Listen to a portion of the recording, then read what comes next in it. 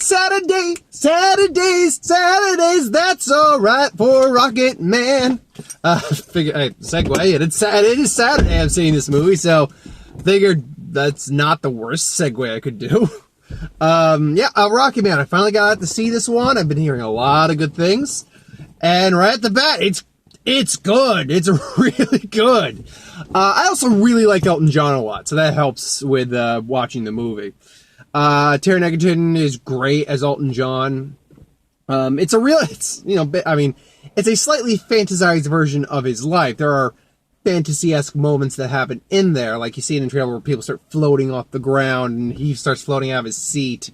And in his performance of Rocket Man, he's starts blasting off into space at one point when he has the instant where he nearly drowns in a pool. He's seeing a young version of himself playing Rocket Man, actually.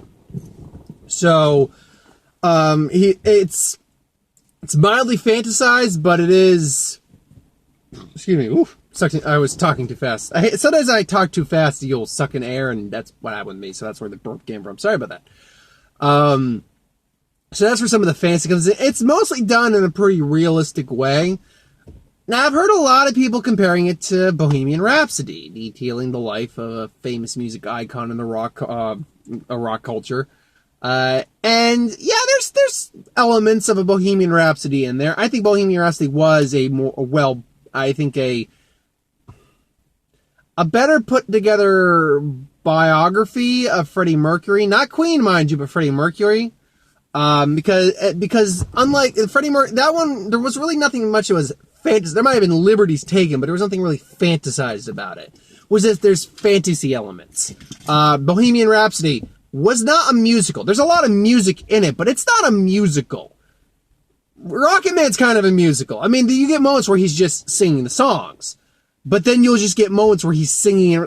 We opened up with him in a rehab group, and he starts singing a song while he's explaining his childhood. I'm like, so, okay, this is the type of movie we're going for, because otherwise, that's the thing with musicals, like, do people in the real world just does this just happen in those worlds where people break out in the song and people don't say a damn word against it?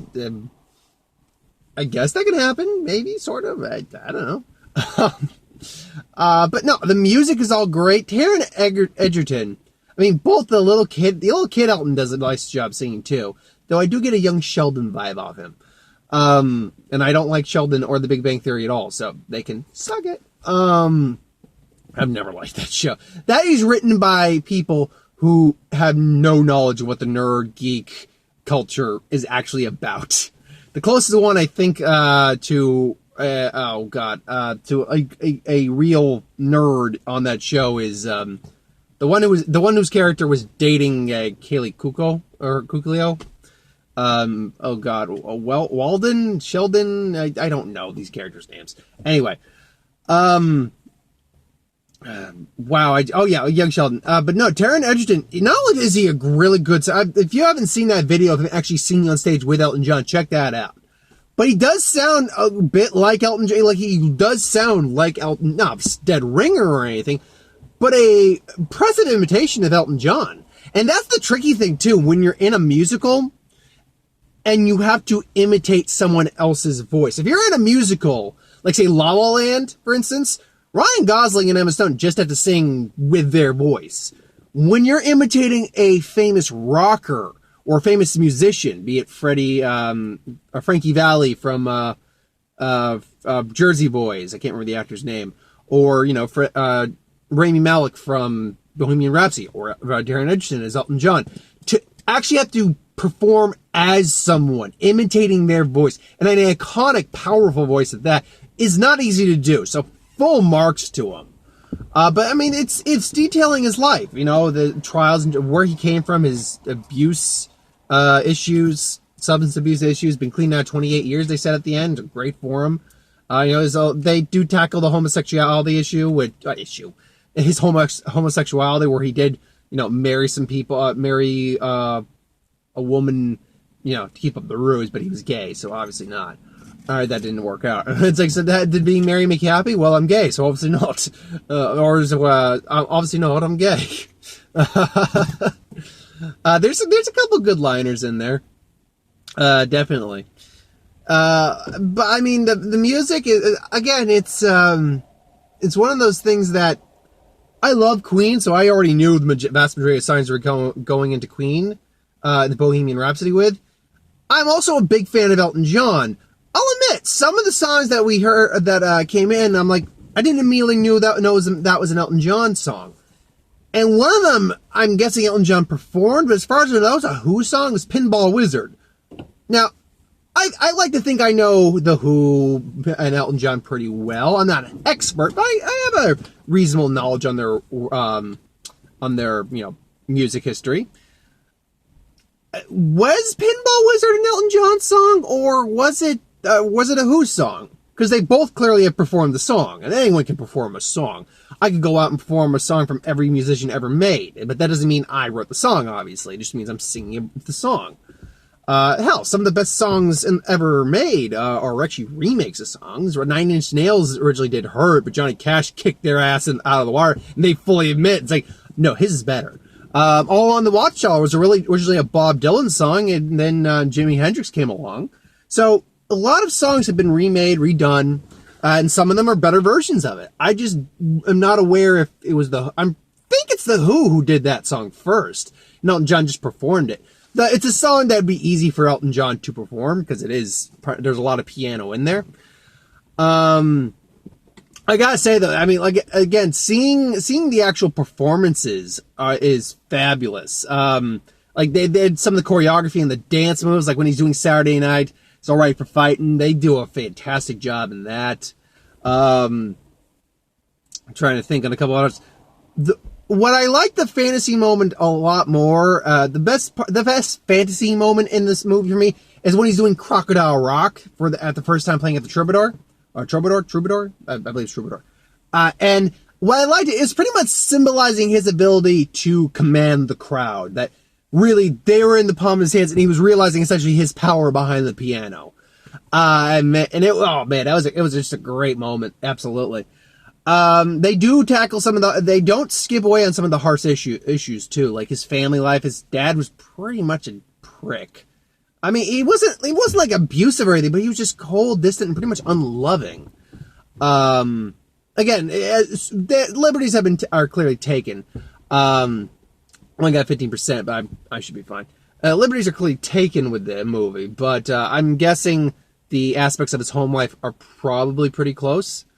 And yeah, his dad was pretty much unfeeling, unemotional, so his mom sought comfort elsewhere. But his mom, while not as bad as his dad, she at least acknowledged him a bit more.